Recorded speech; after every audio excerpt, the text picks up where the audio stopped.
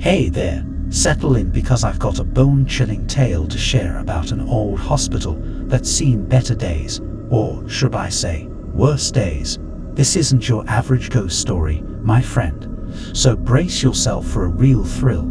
Picture this, a decrepit, abandoned hospital at the edge of town, cloaked in shadows and forgotten by time. It stood there like a sentinel of suffering, its windows broken, and its halls echoing with whispers of the past. Just the thought of it sent shivers down my spine. I'd always been drawn to the macabre, and when I heard the rumors about this place, I couldn't resist the urge to explore it. So, on a moonless night, a group of friends and I gathered at the hospital's rusted gates, our flashlights cutting through the darkness. As we ventured inside, the air grew colder and a musty, damp smell clung to our clothes. I couldn't help but wonder, what in the world are we doing here? This place is a wreck, and it's not safe. But curiosity has a funny way of making you ignore common sense. The hospital was a maze of decaying corridors and shattered windows. The flickering beams of our flashlights painted eerie shadows on the peeling wallpaper. My heart was pounding like a drum, and I couldn't shake the feeling that we were being watched. My thoughts were racing, and I couldn't help but murmur, this was a bad idea, right? Like, really bad. What if there are squatters or worse, actual ghosts in here? But there was no turning back now. As we explored deeper, we stumbled upon a room that sent a shiver down my spine. It was like something out of a horror movie. Rusty medical equipment strewn about, old gurneys, and faded patient records scattered on the floor. My mind was racing again. What happened here? Did something terrible go down in this room? But the real terror came when we reached the basement. The air grew thick with a choking sense of dread, and our flashlights revealed something that will haunt my nightmares forever. A row of old operating tables stood there, stained with something that looked an awful lot like dried blood. My thoughts were a mess, and I couldn't help but whisper to my friends, we need to get out of here. This is too much. Something's not right. But as we turned to leave, a bone-chilling scream pierced the silence, freezing us in our tracks. We followed the sound, our hearts in our throats, and it led us to a room bathed in an eerie crimson light. There, we saw her, a woman in a tattered hospital gown, her hair hanging in matted strands over her face. She looked wrong, like she didn't belong in this world. My mind was racing once more. This can't be real, right? She's not real. She can't be. But as she slowly turned towards us, her eyes pitch black and devoid of any humanity, I knew we were in deep trouble. She lunged at us with inhuman speed, and we scattered in a panic. I could hear my own thoughts screaming, we're gonna die, we're gonna die. But something miraculous happened. Just as she was about to reach me, the ceiling above her collapsed, burying her under a mountain of debris. We ran for our lives, our hearts pounding, and our minds filled with terror. But the hospital had one final surprise for us.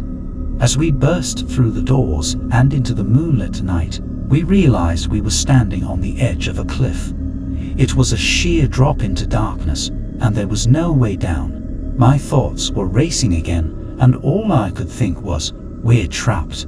We can't go back, and we can't go forward. This is it. This is how it ends. But then, one of my friends spotted a narrow ledge along the cliffside. It was a terrifying option, but it was our only way out. We carefully made our way along that ledge, our hearts in our throats, and our lives hanging by a thread. My mind was screaming, don't look down, don't slip, keep moving. But the adrenaline had taken over, and there was no room for fear. Hours later, we finally reached safety, battered and bruised but alive. It felt like a miracle. My thoughts were a mix of disbelief and gratitude. We made it. We actually made it. But what the heck just happened in that hospital? As we caught our breath, we tried to piece together the events of that night. The hospital, the woman, the near-death experience. It all felt like a nightmare we couldn't wake up from. And here's the twist you didn't see coming. When we returned to the town to report what had happened, we were met with blank stares and shaking heads. The hospital, they told us, had been abandoned for decades, and no one had been inside it for years. My mind was spinning once more. Are they messing with us? Did we hallucinate the whole thing? But when we showed them the scratches and bruises we'd acquired during our escape, their faces turned ashen. The townsfolk told us a chilling tale about the hospital's dark past, about experiments gone horribly wrong and a woman who had been locked away in its basement. They said that she had died in that hospital long ago, and her restless spirit was set to haunt anyone who dared enter. So there you have it, my friend. A nightmarish adventure in a haunted old hospital that defied all logic and reason. Sometimes, reality is stranger and scarier than anything you can imagine, and the horrors that lurk in the dark can be all too real. Gather round, my friend, because I've got a tale that'll send shivers down your spine. A story about a hospital that's supposed to save lives, but ended up being a breeding ground for nightmares. You see, this isn't your typical haunted house story. No creaky old mansions here. We're talking about a brand new state-of-the-art hospital. It had all the bells and whistles, but it also had something far more sinister lurking in its sterile hallways. I'd been hired as a night shift nurse at this hospital, and right from the start, there was something off about the place. The lights flickered at odd hours, the temperature swung from freezing to scorching, and there was a constant feeling of being watched.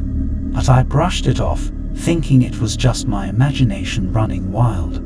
As I went about my duties, tending to patients and making my rounds, I couldn't help but notice that some rooms always seemed colder than the rest. My thoughts were racing. Is it just a faulty HVAC system? Or is there something more sinister at play? Am I overthinking this? One night, as I was checking in on a patient named Mrs. Anderson, I saw a figure standing at the foot of her bed. It was pale, translucent, and chillingly familiar. My heart skipped a beat, and my mind was a jumble of fear and confusion. Is that my grandmother? But she passed away years ago. Am I losing my mind? I blinked, and the apparition was gone. I tried to shake off the encounter, chalking it up to exhaustion and stress. My thoughts were racing. I must be imagining things. This hospital is getting to me. I need a break. But as the nights wore on, the encounters with these ghostly figures became more frequent. Patients reported seeing loved ones who had passed away, and I couldn't ignore the fact that something truly bizarre was happening. My mind was racing. What's going on here? Are these really ghosts, or is there some logical explanation? One night, I was called to the room of a patient named Mr. Johnson, who had been complaining of a presence in his room. As I entered, I saw it, a shadowy figure looming over his bed. My heart pounded, and my thoughts were in chaos. This can't be real. It's just a trick of the light, right? But Mr. Johnson looks terrified. I approached the figure, my hands trembling. And then, it turned towards me, its face contorted in agony. It had my father's eyes, and his voice whispered, "Help me." My mind was a whirlwind of fear and confusion. Dad? No, this can't be happening. He's been gone for years. Am I losing my mind? Is this some sick joke? I reached out to touch him, but my hand passed right through. The figure dissipated into darkness, leaving me shaken to the core. My thoughts were racing faster than ever. I need to leave this place. It's playing tricks on my mind. These apparitions can't be real, can they? As I left Mr. Johnson's room, I couldn't shake the feeling that the hospital itself was alive with a malevolent energy. My thoughts were a jumble of fear and paranoia.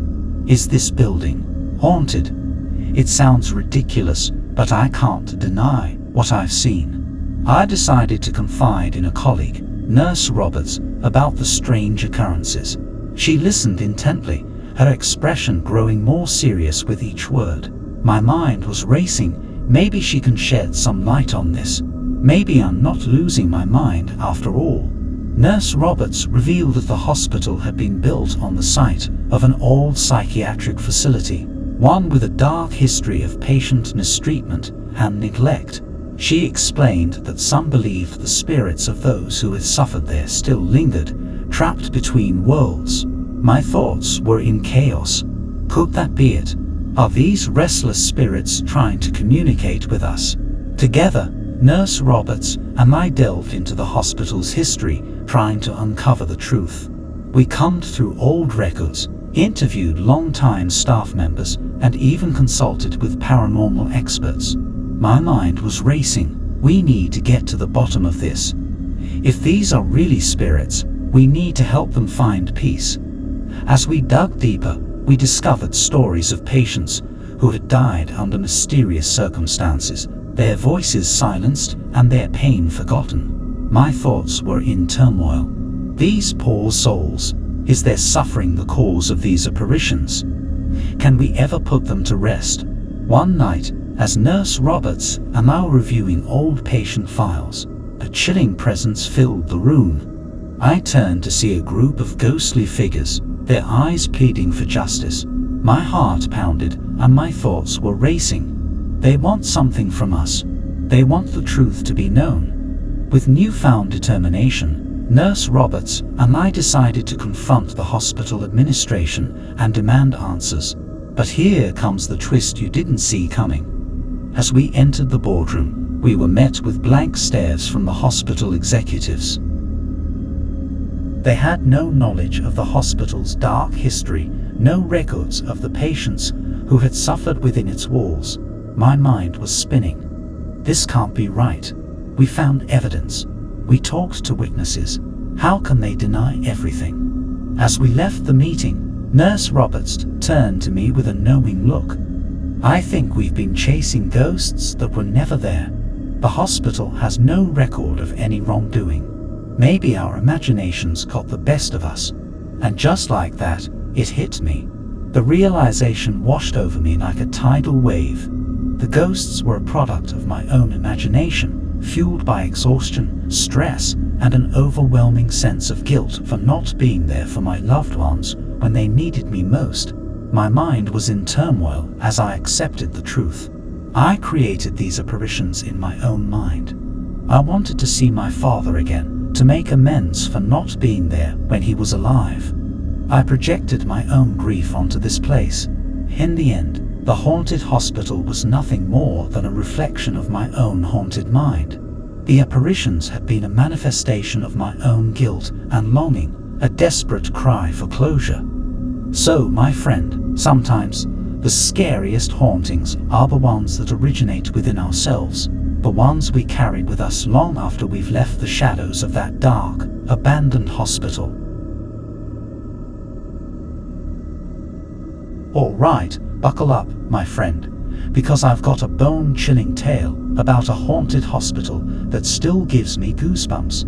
It's a story of relentless curiosity and the terrifying consequences it can bring. So picture this, an old, decrepit hospital that had been abandoned for decades.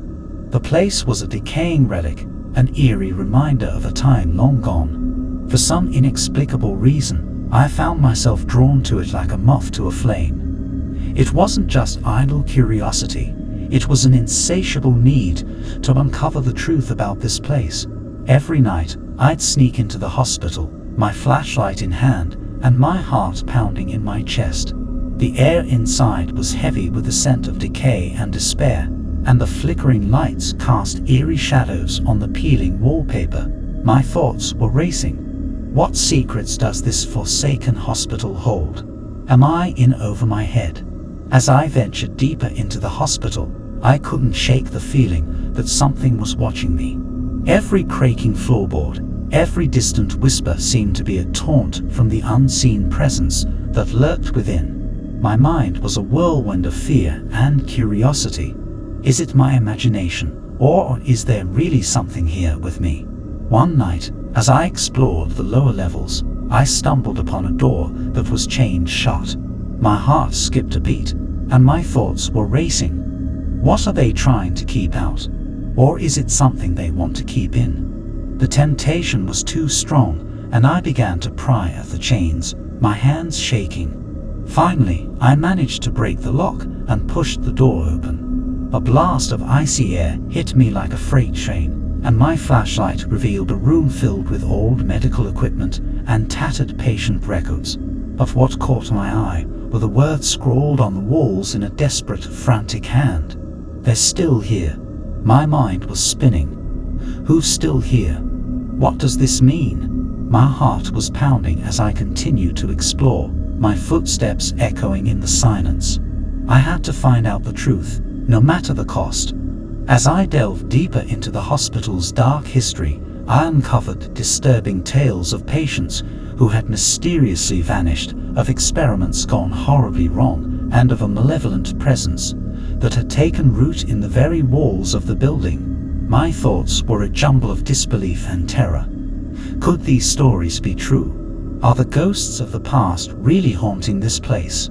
One night, as I was examining an old dusty record book, I heard a voice, a soft, mournful whisper that sent shivers down my spine. My flashlight flickered, and I felt a cold hand on my shoulder. My heart was pounding, and my thoughts were racing. This can't be happening. There's no one here but me, right? I turned, my flashlight beam trembling, and there it was, a spectral figure, its eyes empty voids, reaching out to me. My mind was in chaos. It's real. The stories are true. I'm face to face with a ghost. Panic set in, and I bolted from the room, the ghostly presence hot on my heels. As I raced through the hospital's winding corridors, I realized the truth. The hospital wasn't just haunted, it was a prison for lost souls, and I had unwittingly set them free. My mind was a whirlwind of guilt and terror. What have I done? Can I undo it? How do I stop this?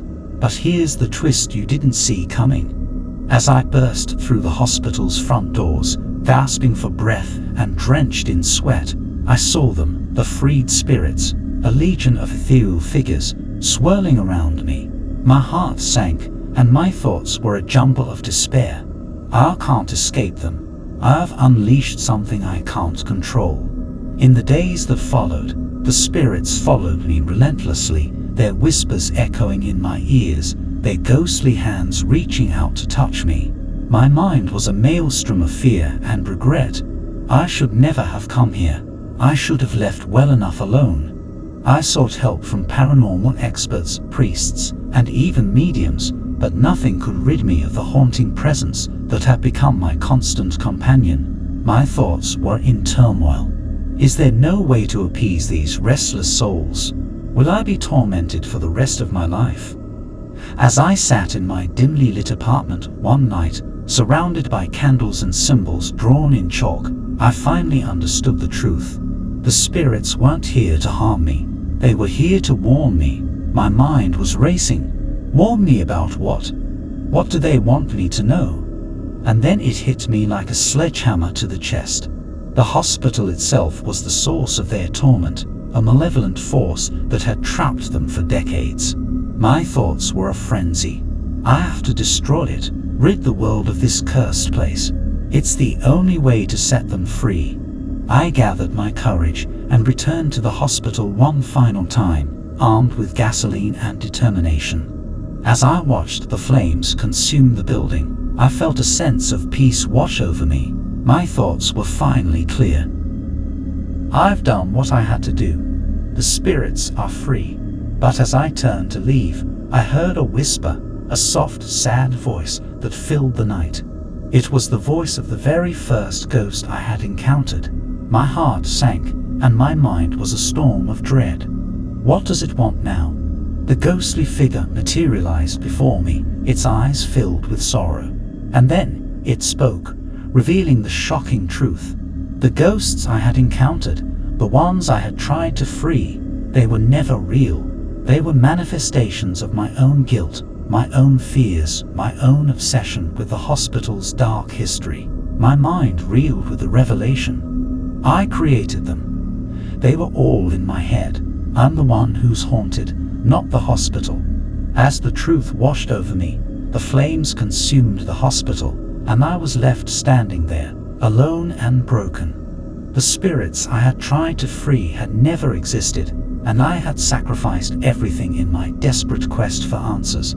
So, my friend, remember this cautionary tale. Sometimes, the greatest horrors are the ones we create ourselves, and the ghosts that haunt us are the ones we carry within.